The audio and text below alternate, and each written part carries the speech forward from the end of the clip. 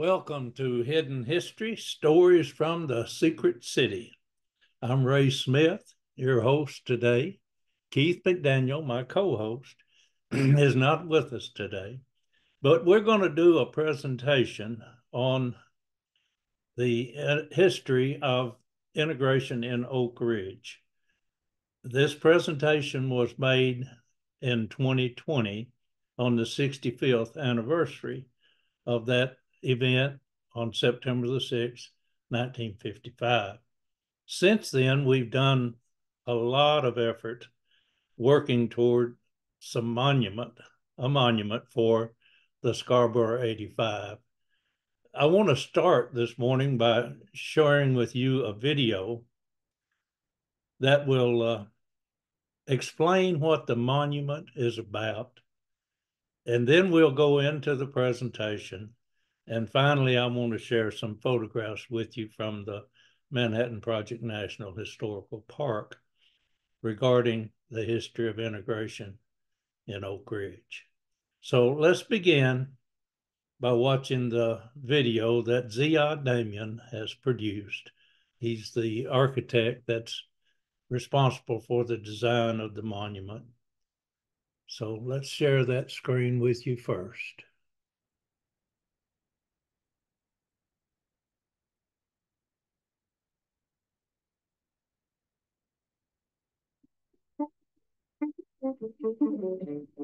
Not everything that is faced can be changed, but nothing can be changed until it is faced. James Baldwin. You cannot have a civil rights conversation and leave the Scarborough 85 out of that discussion because we played a game-changing role in our local, state, and national civil rights history. John Spratling. Our lives begin to end the day we become silent about the things that matter. Dr. Martin Luther King, Jr. The Scarborough 85 monument honors those brave young students who in 1955 desegregated the first public school in the Southeast. This is a national event and is being placed on the Civil Rights Trail and given its rightful recognition after 65 years. But this nationally recognized monument will pay tribute to that great accomplishment for civil rights in America. Children's talent to endure stems from ignorance of alternatives. Maya Angelou. The first step towards love is a common sharing of a sense of mutual worth and value. This cannot be discovered in a vacuum or in a series of artificial or hypothetical relationships. It has to be in a real situation, natural, free. Howard Thurman.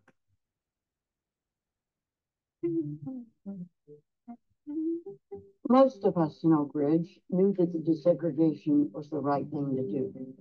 We wanted it to succeed, and it did succeed.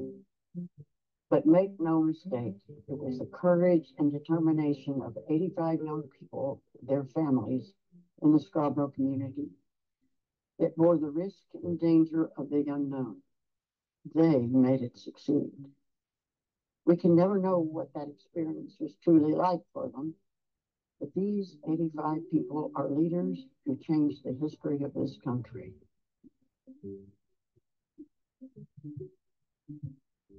The way to right wrongs is to turn the right of truth upon them. Ida B. Wells. Young teens who had migrated from the South, where they had experienced, without a doubt, Jim Crowism. The physical and mental innuendos are embedded in their minds, but the Scarborough community teachers prepared them for difficult days ahead. Going the distance were they to achieve. The great courage of these 85 young students brought Black and white communities together to help America and set a wonderful example for the world. Martin McBride. To me, the Scarborough 85 monument is a long overdue affirmation and acknowledgement of the contributions and sacrifice of our friends and neighbors in the Scarborough community to everything that it means to be from Oak Ridge and to call Oak Ridge home.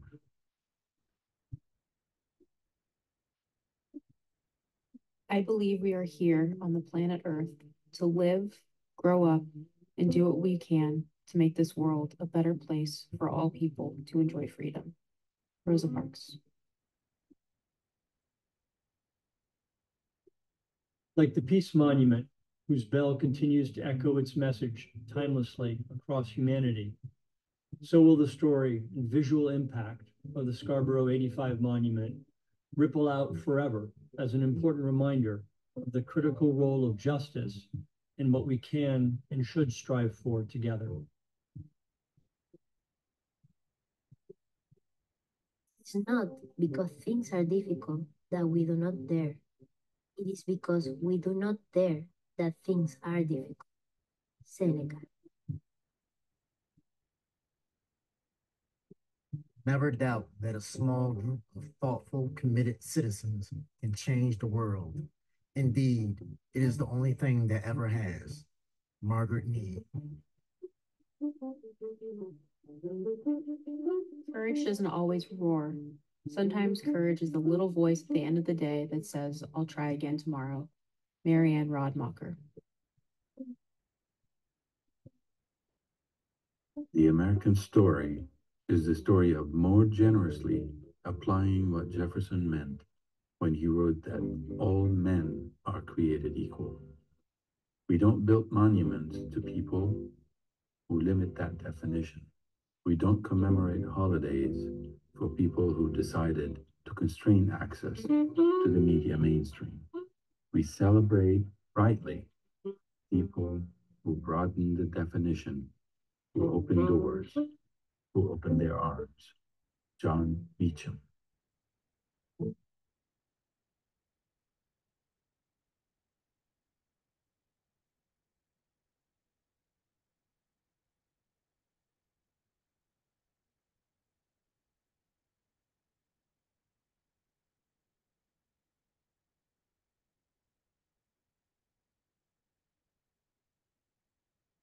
All right. Now got that back. That is the video that best describes what we're attempting to accomplish by putting that monument in A.K. Bissell Park. It'll be located where the original site for the Oak Ridge International Friendship Bell was, where it stood for 20 years. And it overlooks the main part of A.K. Bissell Park. So we're delighted to be working toward building that whole hillside, filling it with that monument for the Scarborough 85. Now, let's go into the presentation that I made back in 2020 when we were just beginning to comprehend what had been overlooked for some 65 years, not much attention at all being brought to it. And my attempt was to present some information at the Oak Ridge High School. There was an auditorium full of the upperclassmen in the high school and parents and friends and family. And this was the first presentation that I made about the historic desegregation of those two schools, Oak Ridge High School and Robertsville Junior High, in 1955. So let's look at that presentation now.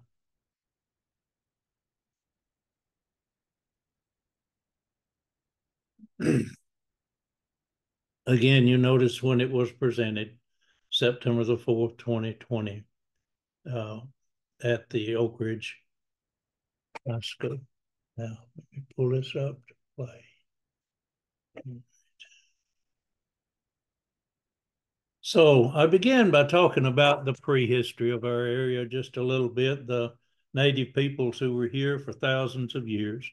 I mentioned that Yuchi were the last in this area, and Cherokee were literally located to the south, although they did negotiate with the white settlers for the land. It was not where they were located at the time. It was the Uchis all along the Clinch River. Valleys and ridges, streams for water. It was a good place for settling. And of course, the white settlers recognized that and began to arrive in the late 1700s and treaty with the Cherokee. And the first settlers claimed large parcels of creek and river bottom land in this area. And then in the 1800s up to the Civil War period, there were large plantations that existed here using slave labor.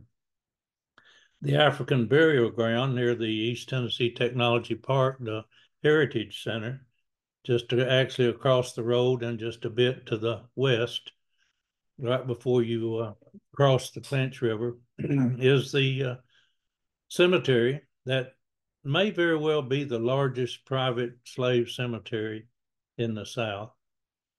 Not sure, but it has about 100 graves there or more. Only were marked by field stones, and there's just one marker there that marks the cemetery itself. There's also a small cemetery near the Galahar family cemetery, which is half a mile probably, or a mile at the most from the African Burial Ground. And that's where the house slaves were buried, is in a little cemetery right beside the one that was the family cemetery. By 1940, there were 1,000 farms and 3,000 people living in the communities that is now Oak Ridge.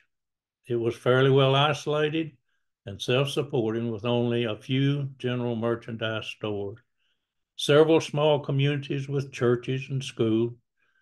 Robertsville, Wheat, New Bethel, New Hope, Scarborough are among the ones that were located here. Elza was actually was a railroad stop, and it was built when the railroad tunnel was being constructed beneath Black Oak Ridge.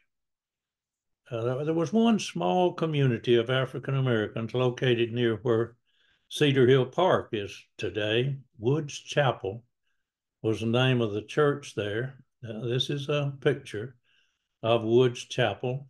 It's obviously gone now, but it was there on the side of the hill. And this is right at the corner of Michigan Avenue and Outer Drive. Elijah Woods is who the Woods Chapel was named for. Elijah Wood, I mistakenly put an S on that. He was a Civil War veteran, the Union Colored Heavy Artillery.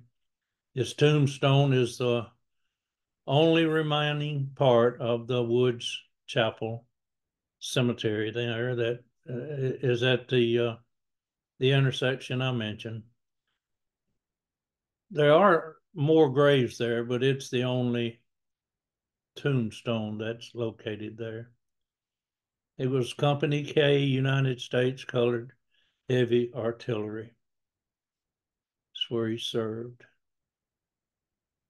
Now, African Americans were a part of the workforce here during the Manhattan Project. They were not treated the same as white people.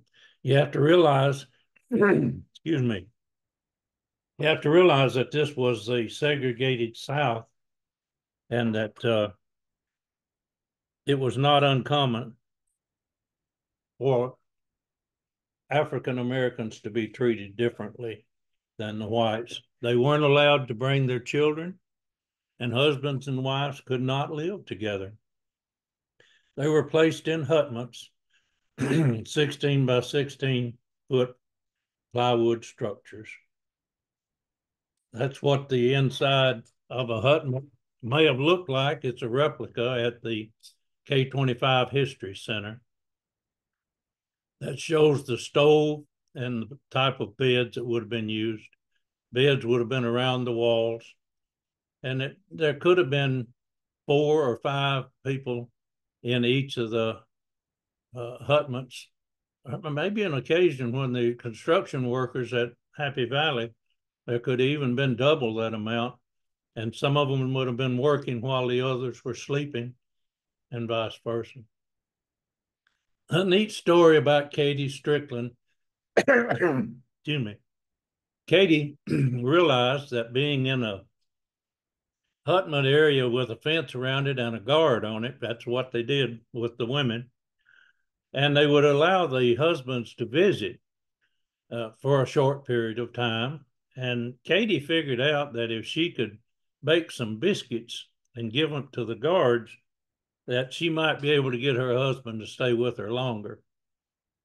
So she had him to bring her a piece of metal, and she took that piece of metal and made a biscuit pan out of it, cooked it on that stove that was in the center of the hutment, and did present it to the guards to allow her husband to stay with her longer.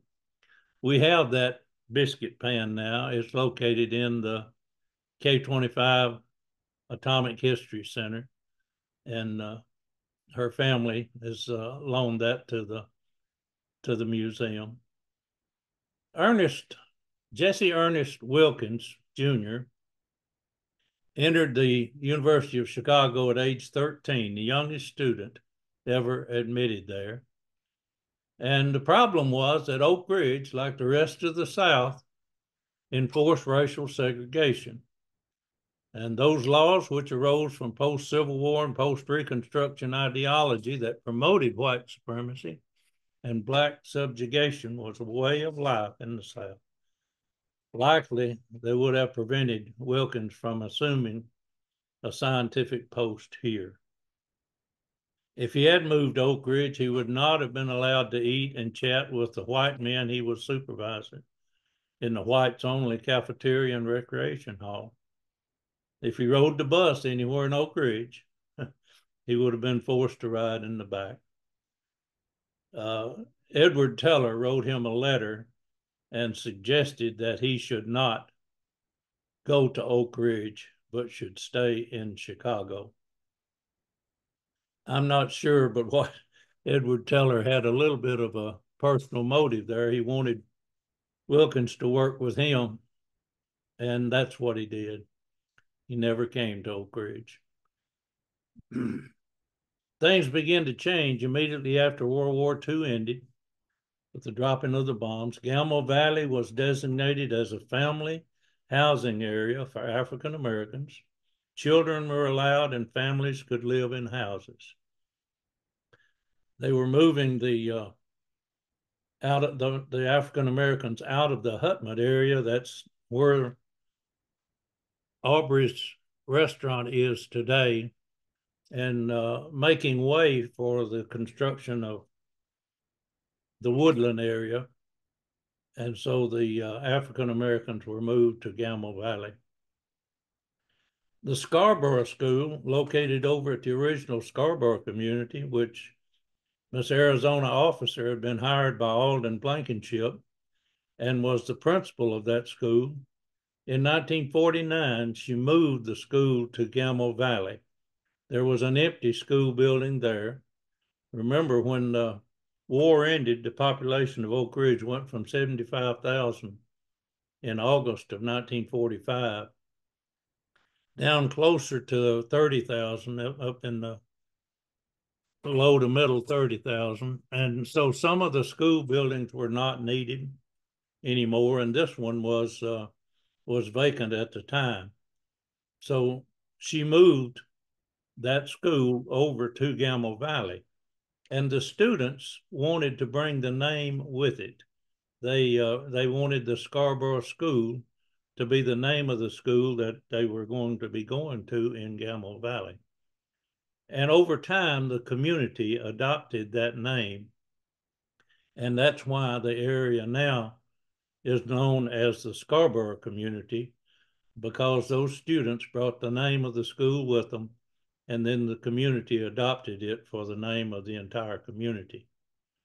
Then, of course, in 1954, there was Brown versus the Board of Education, which again said that the schools were not equal and that the African Americans should be included in the white schools.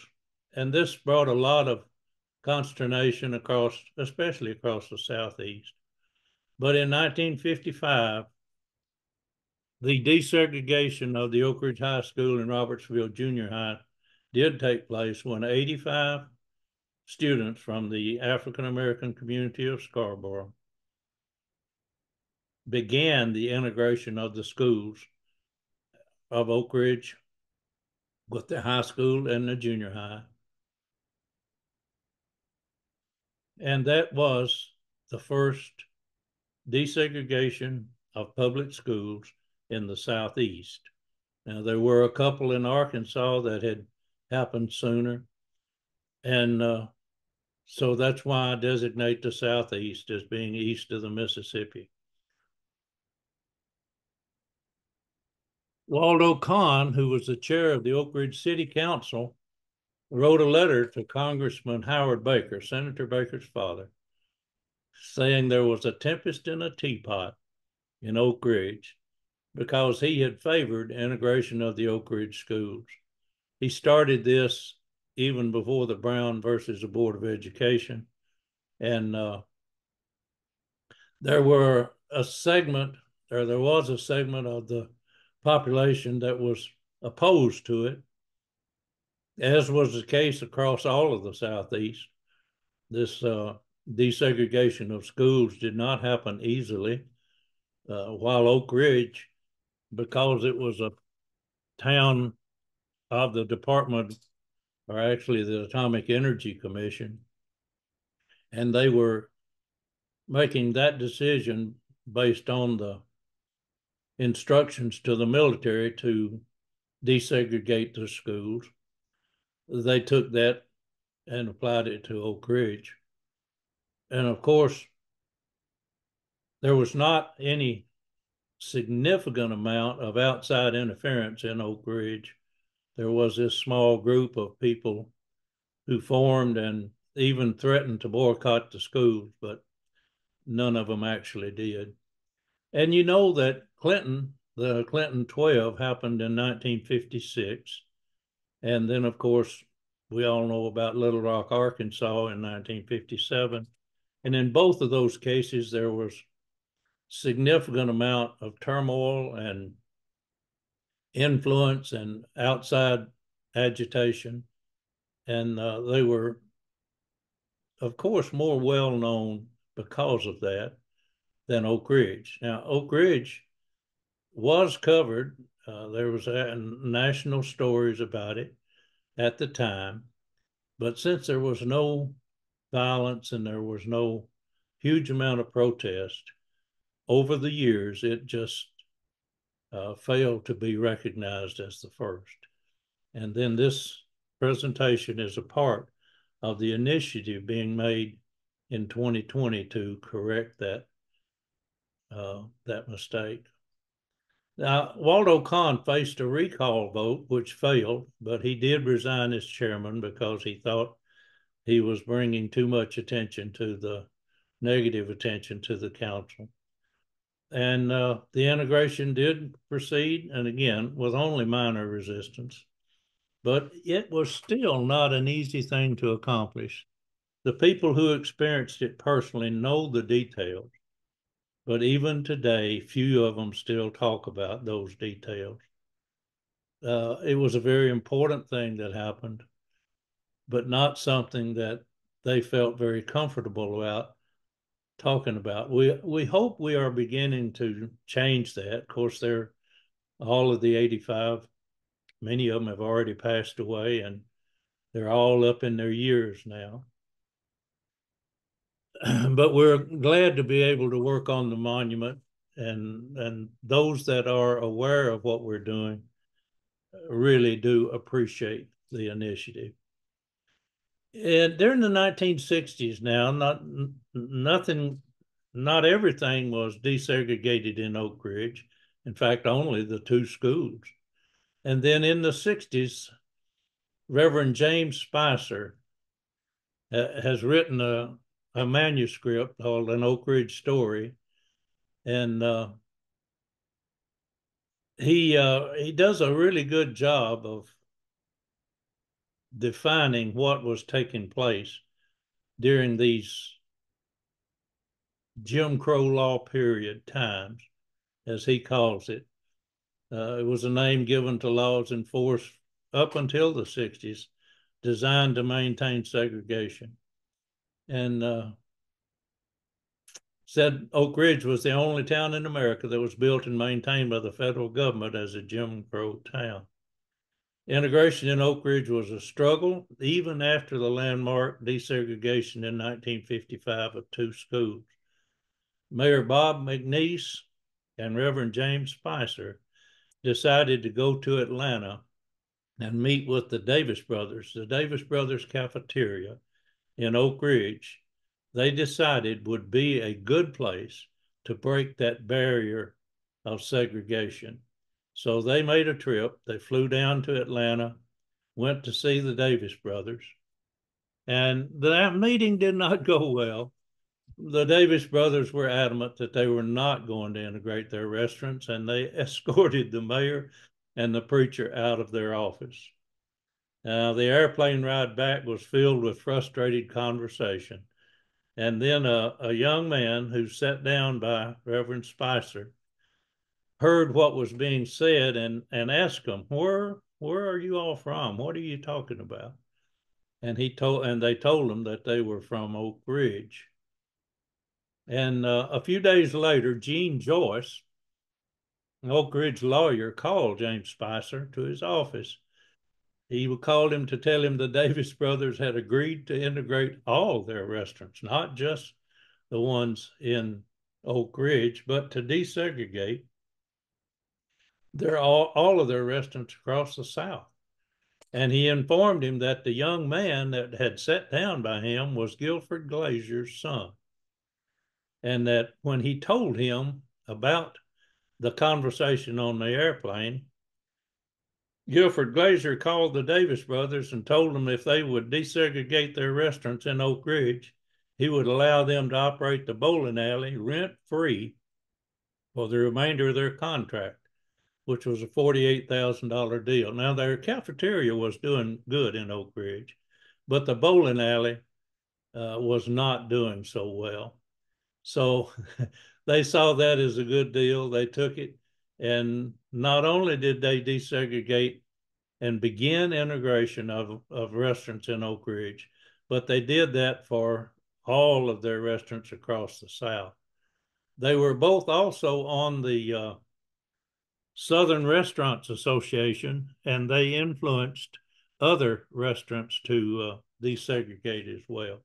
So a significant change in the desegregation of restaurants took place because of Guilford Glazier and his initiative to provide rent-free $48,000 to the Davis brothers for their bowling alley. Recognition of the 65th anniversary of that 1955 desegregation of the schools. The 85 young people that did that began the initiative to integrate all of Oak Ridge, but it did take time. It's worthy of all the recognition we can give them. It's been too long in coming. And of course, I was glad to see the Clinton 12 recognized a few years ago. That too was too long in coming. A very popular film that's out about the Clinton 12 was written and directed and produced by Keith McDaniel.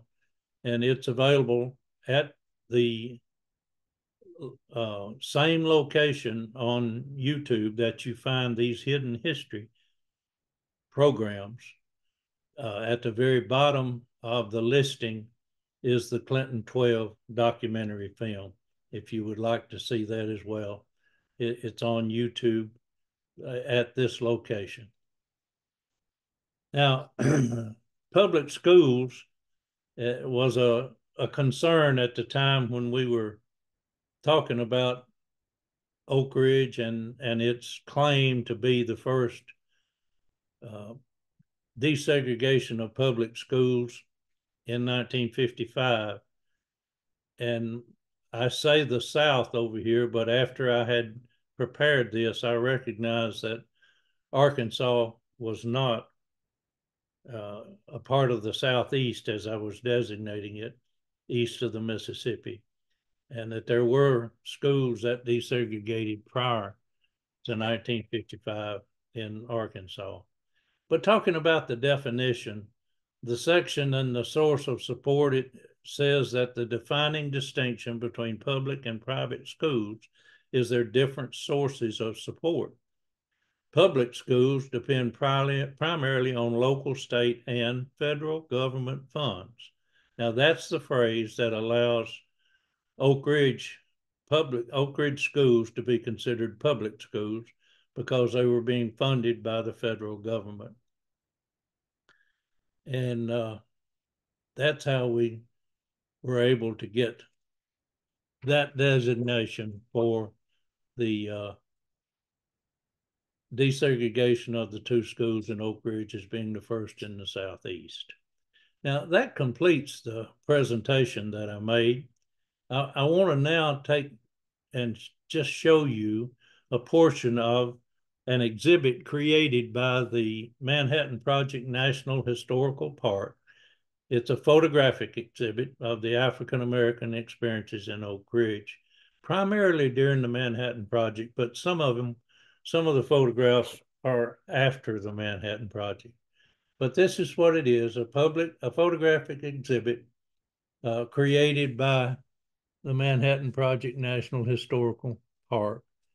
It says, often overlooked in our remembrance of one of the world's largest scientific undertakings that produced the atomic bomb are the works of a people who, in spite of discrimination, met the challenge and changed the course of history. And there are scarce photographs available from this period, but all of them were made by Ed Westcott, my good friend that passed away in 2019 after enjoying a long time of retirement in Oak Ridge. But prior to that, he was the professional photographer for the Atomic Energy Commission, the Department of Energy. And he had, earlier than that, had been the 29th person hired by General Groves as a photographer at age 20 to photograph Oak Ridge portion of the Manhattan Project. And he did that in a most extraordinary way.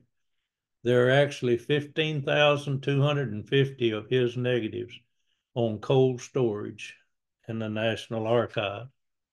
We have several hundred of them here in Oak Ridge, and this is where these photographs were drawn from.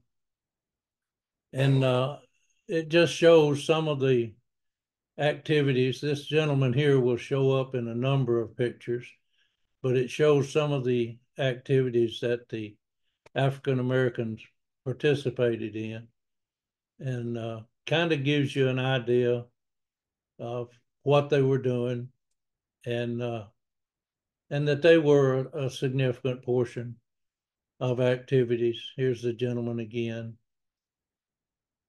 This photograph here is one that Lynn Freeney, Lynn was a photographer for the Department of Energy.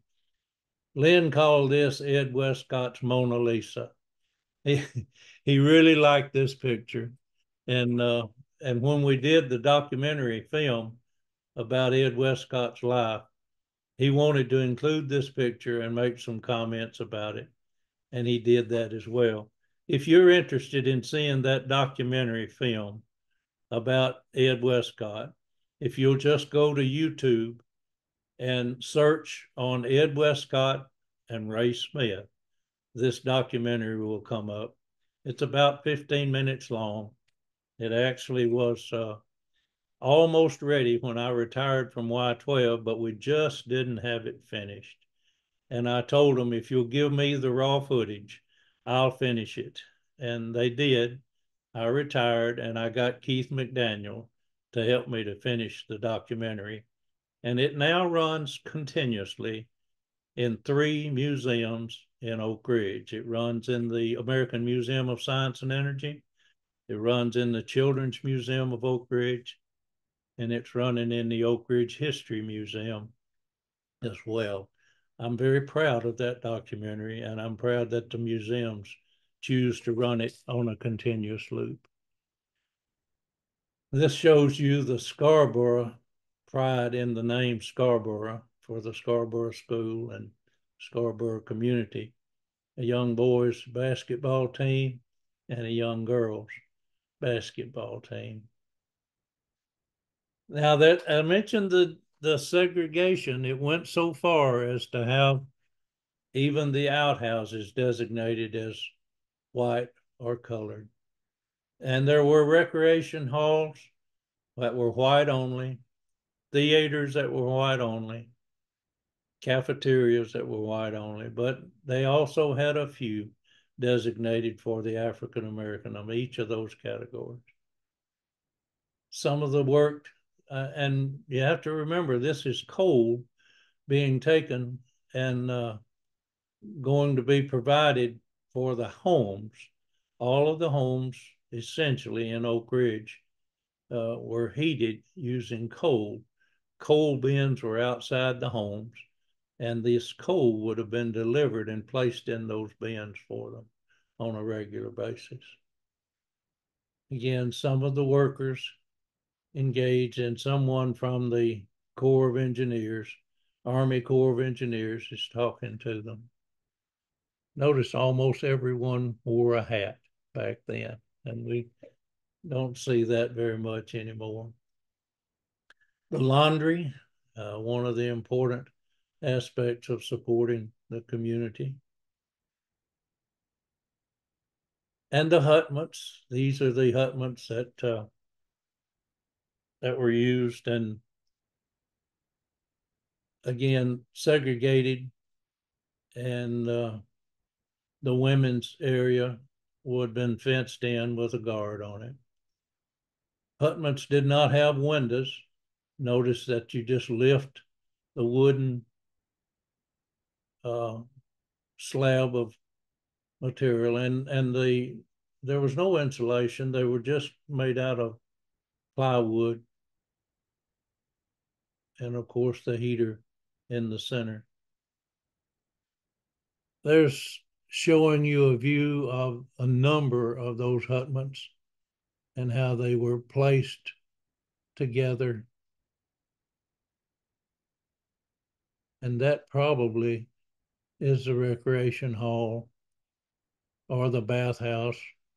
Maybe that would have been the bathhouse there, and that the recreation hall. And again, I'm just guessing, but all of these hutments would have been spaced about like that. Here's another view that you can see what the living area looked like in the hutments with the wooden walkway. And she's obviously a proud nurse holding an infant. This is the Scarborough School that was located in the Gamble Valley area and was used for a number of years. And this is where the 85 students would have been going as a part of their, this also included a high school for the African Americans, which was unusual at the time. Most from this area were being bused to Knoxville, but this area had the high school included. And they left here, the 85, and went over to the Oak Ridge High School in Robertsville Junior High. And they had fond memories of going to school here. Miss Arizona officer did an amazing job. And there were others that were pitching in to help her. Even a number of the white scientists in Oak Ridge were helping in the curriculum and teaching in the school. So it was an unusually good school, and the students were getting personalized attention. Of course, they didn't have the quality of materials, the books and other things like that would have been found in the white schools, and did not have all of the different courses that could be taken advantage of in the white schools. So the desegregation provided some additional things that the students could take advantage of that they would not have had at this school, but they all miss that small school environment and the individual attention. When they went into the white schools, they felt like they just became a number, or they just were among a large group of students. And it's interesting to listen to folks like L.C. Gibson. Larry Gibson talks about going in as a freshman and being sure that he kept his eyes downcast, that he did not do anything to call any attention to himself, and just to be quiet and go through and exist day by day in this environment that was so different than what he had at the Scarborough School. Those of us who've never experienced anything like that just really can't imagine what these 85 students did, and the honor that we owe them for being the first in the Southeast to desegregate public schools. This was brought to us by the Manhattan Project National Historical Park, Department of Energy, Explore Oak Ridge, the Chamber of Commerce, and America's SBDC in Tennessee. All right. Stop the share. Thank you for letting me share that with you today.